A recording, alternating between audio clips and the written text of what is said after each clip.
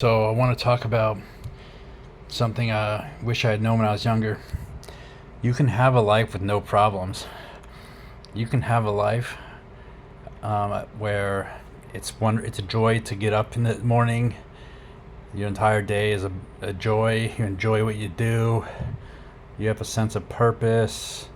You have connection with other people, like-minded people, working together, to achieve some common good, in the company you work for. Um, you can have a wonderful home that you enjoy. You can have a wonderful lifestyle, financial security, contingencies, and to handle small or even medium-sized emergencies or even large emergencies, perhaps.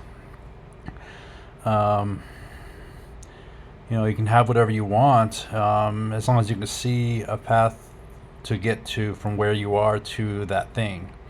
And that was something no one ever explained to me, and I never realized it's possible. So basically, what I'm saying is, regardless of how old you are or where you are financially, socially, etc., regardless of how bad your health is, I mean, even if you're a quadriplegic, even if you're in a wheelchair or you're quadriplegic, you know, you can have an amazing life where you can't wait for tomorrow. You can't wait for, you have a bright future to look forward to. And the advances in science and technology are going to cure all disease eventually. All disease, all injuries, it'll all be cured in time. Like, there's nothing in the laws of physics that say we can't repair our bodies to optimal and even superhuman condition. There's no reason we can't give everybody, with medicine, with science and technology. There's no reason we can't give everybody the bodies of fit, lean, 25-year-old athletes. Regardless of how old you are now, regardless of how sick or injured you are. It's just a matter of, research and development, right? And with AI now, and with continued increasing investment in regenerative medicine and sports medicine. When I was in jail, I watched a lot of football on TV because, and I hadn't watched football ever. But I remember there was a guy playing for the Pittsburgh Steelers, and he was in his 40s, and he's a competitive professional athlete in his 40s, and he looked old.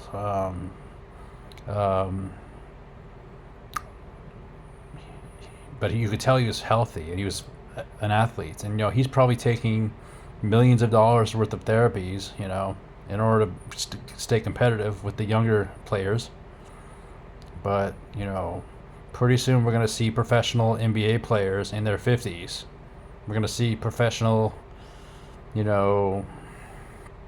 athletes in different areas in their 40s. That's going to be typical because you probably get to your best level in your 40s. As if you've been training your whole life, you peak in your 30s, and then your health starts falling. You get injured or your health declines. But now we have regenerative medicine, stem cells, and peptides, and gene therapies, and other things, many other things. It's going to be difficult to tell what if someone is 35 or 45 or 55 and eventually 65 and eventually 75. You're going to have professional NBA players still playing basketball, competing with 22-year-olds, and they're going to look and feel like they're 22, but they're actually 75 years old, just because of all the therapies and stuff. There's a really good movie called The Island that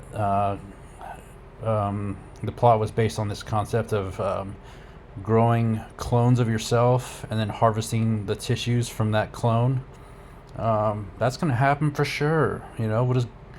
You'll have a lab somewhere that grows you a new body, and whenever something in your body wears out, you just replace it, including the skin. You could replace your entire epidermis. with a 22-year-old version of your skin, you know? Like, that sounds really painful, but, you know, it's gonna happen. Like, it's so, you know, and I just read recently, I don't know if this is true, there's a lot of misinformation on X, but apparently they're causing people to get a third set of teeth growing in by taking an injection that turns off some biology that apparently we have the programming in our DNA to just keep growing adult teeth, but it gets turned off when you get your full set of teeth in, so you don't just keep growing more teeth, you know, because that'd be bad, right? But like, you can reactivate that and just grow new teeth, you know, your own natural teeth. Your body will make them. So that's going to happen. So there's just amazing things on the frontier of medical science and research. And these billionaires aren't going to go quietly into the night, you know, like people like Peter Thiel. There's a lot of Silicon Valley types that are billionaires, and, you know, Jeff Bezos, look at what he did, look at his transformation. You can see before and after TRT and other things. That's another one, TRT, testosterone replacement therapy.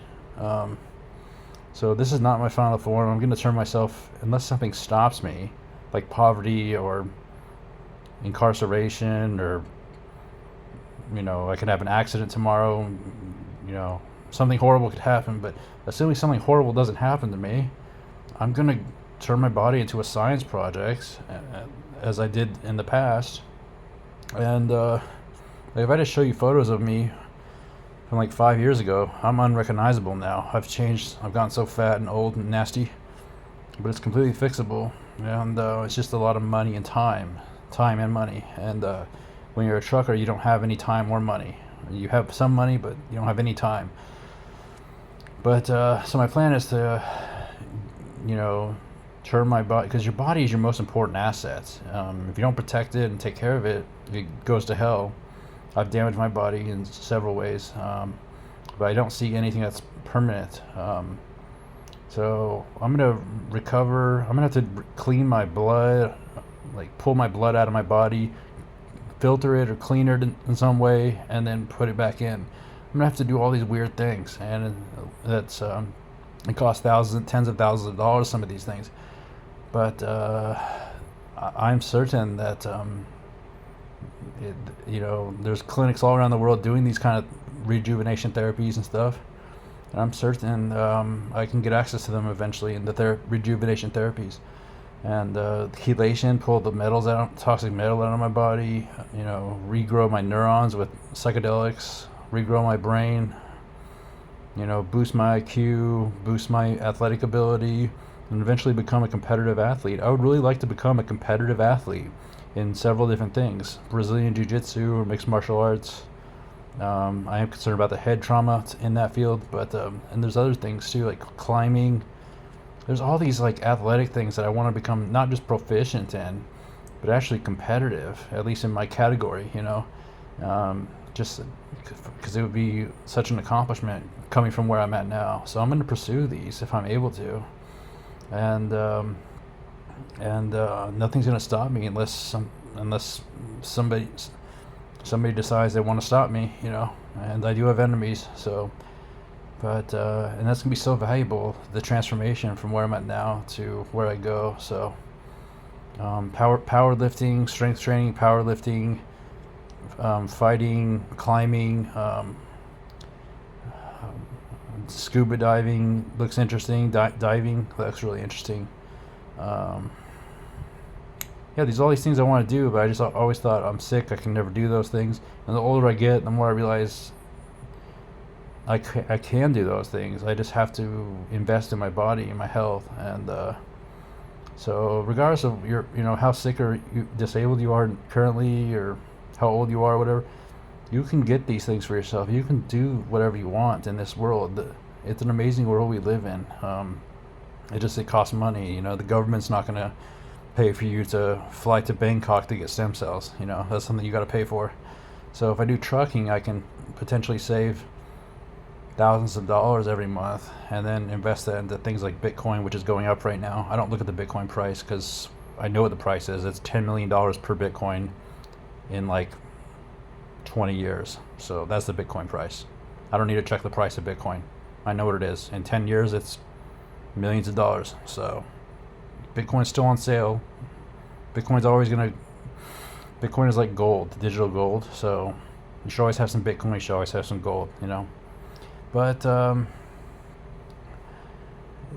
let's see. So yeah, I'm gonna do these things. I'm waiting on my family to let me go back trucking. I can't go back trucking from where I'm at now, but I have a clear roadmap on how I can get back in a truck, and not just get back in a truck, but get back in a truck in a way I've never done it before, which is optimized for making money and saving money and improving my health, because your health is strongly correlated with your productivity in trucking. It's not like an office job where you can be sick and fat and perform just as good as someone who's healthy. In trucking or other manual labor jobs, like professional sports, for example, you've got to invest in your health so that your body performs the way you need it to. Like, working 14-hour shifts, steering a heavy tractor down the road and stuff. So it's going to be an amazing future if my family wants me to have it, and if they don't, then I'm going to have to try to get it for myself. But they've made things very difficult for me over the years with all this misdirection and abuse, and it is the worst having narcissistic, self-absorbed, malignant narcissists for family. But that's where I'm at as far as that. And I'll make another video explaining why I need $400,000 to start my $300,000 to start working in my field, in IT, because it shouldn't take $300,000, but that's just how many problems that's just the amount of money it would cost to give me a stable foundation to go back to college. So, and I'll be a 50-year-old student. My mother did this to me, and she told me I'm not allowed to go to college. After I dropped out for the 4th time, I asked her, when can I go to college again and take it seriously? And she said, never. And I was like, oh, well, I disagree with you there. I do have to go to college, so it's an act of defiance, me going to college. So, against my narcissist mother, she doesn't want anyone in her family to get any education, which is astonishing. She wants everyone around her to be poor. Isn't that bizarre? I can't relate to that. I want everyone I interact with to be rich. I want the whole world to be rich. And Elon's bringing that about with the automation and stuff, and I want to go help with that, because all these robots he's building, people don't understand. Like, I talked about this before. They're building factories now, or they already have the factories. They're building assembly lines right now in Texas to build millions of robots, humanoid robots like C-3PO from Star Wars. Millions of them. It's called Optimus. Type that into YouTube. Tesla Optimus. Millions of robots per year. They're gonna they're building the systems now to pump out these robots with the Tesla self-driving car AI and the ChatGPT or Grok intelligence. It's going to be a robot human, so it'll be able to do everything a human can do. So that's going to replace all jobs, all the last remaining jobs, like plumbers, electricians, all that. And initially it won't, right? Initially it'll just be like you have a robot helper, but eventually the helper won't need the human in the loop anymore, So I want to help bring that world about, to automate, end all drudgery, and create a world of abundance for all of humanity. It just seems like such a spiritual pursuit. And all these robots are going to be network devices that need a computer network, which means they need network engineers and people like me to build those networks and manage those networks until the AI does it all. So I see a clear path to that career, that future, and the salaries for network people like me, Linux people, network people, cloud computing people like me, the salaries are just insane. Out of school, you can expect to start at $80,000 in Texas, $80,000 a year. After a few years, you're making $130,000. A few more years, you're making $180,000. And a few years after that, if you want to keep going, you could go and make $200,000, $300,000 a year. You could go become an executive, make $400,000, $500,000, $600,000 a year. in Texas, you know. So that's the life that I planned for.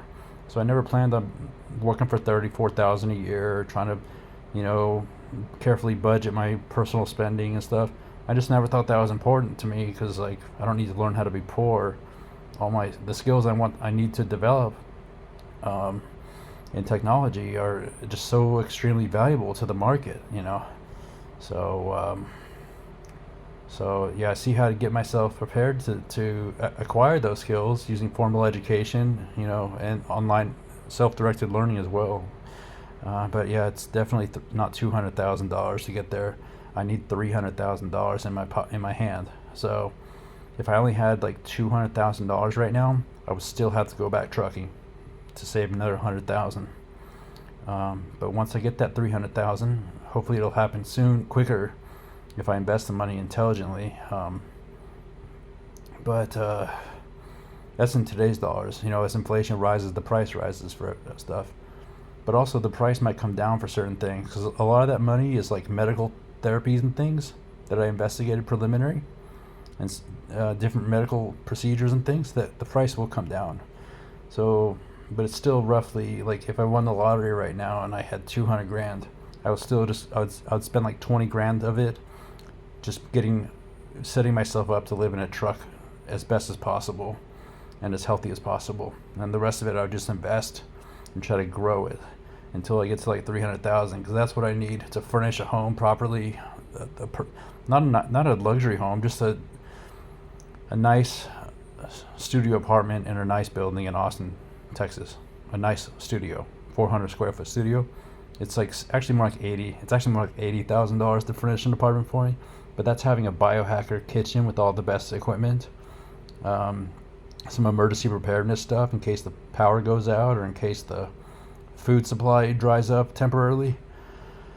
You know, network engineer, computer lab, home lab, you know, home data center, you know, enterprise grade home data center in a 400 square foot studio. What else does that include? Some hobbies that I'm into, photography and different things. The equipment for that costs a lot of money, tens of thousands of dollars in hobby equipment. A nice home theater system because I love movies, I love video games. And when I say I love video games, it's just certain types of video games, and it's really just like I see it as just an extension of my movie passion for Hollywood movies. So like I'm not I guess I'm a gamer, but I'm a weird type of gamer. I'm not a normal like average kind of gamer who wants to sit at home all day and play Call of Duty. I don't give a shit about that. But I see it as like an art form. Video games, it's like an art form, and these virtual worlds are just incredible to explore. And but I would not get lost. I would not get lost in video games. But I do think there's some mental health benefits to getting lost in a virtual world like that for a couple hours a week or something, you know, and also just to appreciate the art for what it is. But so yeah, it's a lot of money, and then. Yeah, and then and some of these hobbies like guns, fire, like I really am into firearms and stuff, and I can't legally own any right now, but in the future. And then cars, you know, cars are expensive too. And then investing, you know, Bitcoin, gold, precious metals, foreign currency, you know, these things are expensive, so stocks. But yeah, I can build that for myself. Just build myself, you know, the most awesome bachelor pad and the most awesome life. It costs like $300,000, and the most awesome body costs like $300,000. It's nice to have that figure, you know, because I think most people don't ever figure out what that is, you know, and they have no idea. Even if it seems unreachable, just having that figured out is like the first step towards achieving it, you know. And then that would give me that stability and that material comfort and wealth and abundance and productivity and everything that I need to do whatever the hell I want to do in the world, and basically be a free man at that point, you know. And this would also include like getting my recurring costs low. You know, if your car is paid off, you just have to pay for insurance and maintenance. If your if you pay your rent like a year in advance, that might not be a good idea. But like quarterly, you pay your rent, so you don't have to don't have to worry about your rent every month. You have some savings, you have some emergency money, you have some investments that you can liquidate in an emergency. These kind of financial stability. Everything's insured in case insure all your expensive possessions and things. That's the life that I need, and to have the freedom to just do whatever I want to do professionally and otherwise. And then at that point, I can go back to school or do whatever I want. But I don't think this obsession with computers and computer networks and all of that, I don't think that's going to go away. It's been a lifelong obsession, and it's not going to change anytime soon, I don't think. So I just need to go ahead and get the education and go work in that field. Maybe I'll work in IT for 5 years and get burnt out on it. I can't imagine why, but maybe I'll get burnt out. I'll want to do something else, but I'll at least have the ability to do that and the optionality, and that's what true freedom is. So basically, this is escaping wage slavery and becoming a free man, which is maybe only 5 or 10% of the population has this kind of ability, because typically people, as they get older, they get trapped in one silo, trapped in one career, and they can't go. They have nowhere else to go, and they just stay stuck in like a routine and a certain industry or whatever. But I don't see that happening for myself. I think I'm going to always stay sharp and always stay on the bleeding edge of technology, and so I think I'll be continually making friends with people that are much younger than me, and I won't ever feel old, hopefully. I mean, I feel really old right now, but I don't think it's necessary. So I feel like I have a lot of life ahead of me that is a lot of potential, and it's being stifled here because of the sickness and this poverty that my family's reinforcing, and they just need to let me go back trucking so I can start working towards these things. And it's such a shame I've wasted so much time. It would have been so much easier and cheaper if I had just figured this stuff out when I was younger, but instead I was just like an animal, essentially, just slaving away at all these minimum wage, low-paying jobs. And when I say minimum wage, I just mean it just pays enough to keep doing it, nothing more, no way to save money. So, but I could get my cost down, my recurring cost down to where I could live on $15 an hour if I wanted to. I mean, I wouldn't want to, but it's nice to know I have that ability. If your cars are paid off, if you don't have any debt, if you have savings, if you have the ability to shop and